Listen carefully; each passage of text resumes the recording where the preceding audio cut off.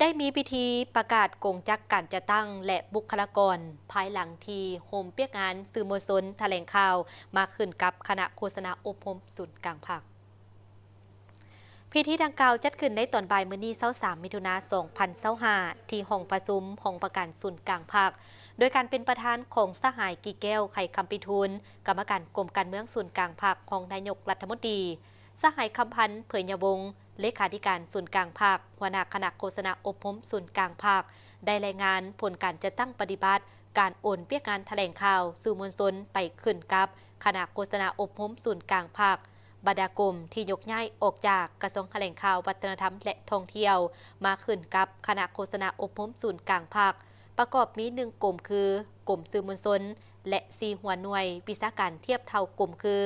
สำนักข่าวสารประเทศลาวโทรภาพแห่งชาติลาววิทยุกระจายเสียงแห่งชาติลาวและหนังสือพิมพ์ภาษาต่างประเทศมีพนักงานราชการทั้งหมด426คนหญิง170คนมี2คณะพักหักทานมี11หน่วยพักขึ้นกับและมี3หน่วยพักหักทาน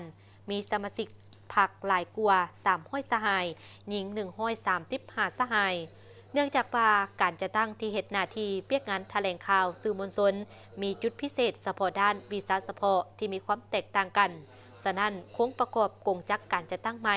ของคณะโฆษณาอบรมศูนย์กลางภาคจึงเสนอคันเทิงหักษาไว้14กลุ่มขนขั้วและปรับปรุงขันแผนกจากทั้งหมด84แผนกให้ยังเหลือ68แผนกหลุดลง14แผนกและในต่อหน้ายังจะสืบโตปรับปรุงเปียกงานขันแผนกให้ไปตามทิศกระทัดรัดและมีประสิทธิภาพ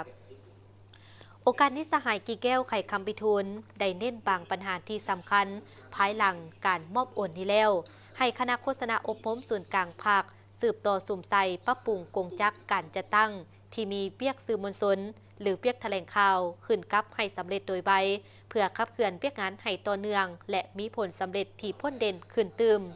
สืบต่อก้าเกียมดำเนินกองประชุมหน่วยภาคและก้าวไปถึงการก้าเกียมดำเนินกองประชุมใหญ่ขององค์คณะภาคคณะโฆษณาอบรมศูนย์กลางภาคให้สำเร็จตามแผนที่คาดไว้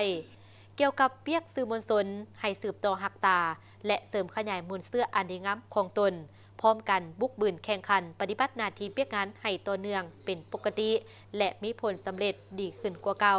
สืบต่อในการเฮ็ดหน้าที่การเมืองดันเปียกงานแนวคิดของพรรคก็คือเปียกงานโฆษณาผ่านสื่อมวลชนและเปียกงานวัฒนธรรมและท่องเที่ยวให้เข้มแข็งขึ้นเรื่อยๆโดยเริ่มจากการปรับปรุงการจัดตั้งพรรคพนักงานตามทิศหันเข้าสู่คุณภาพและทันสมัย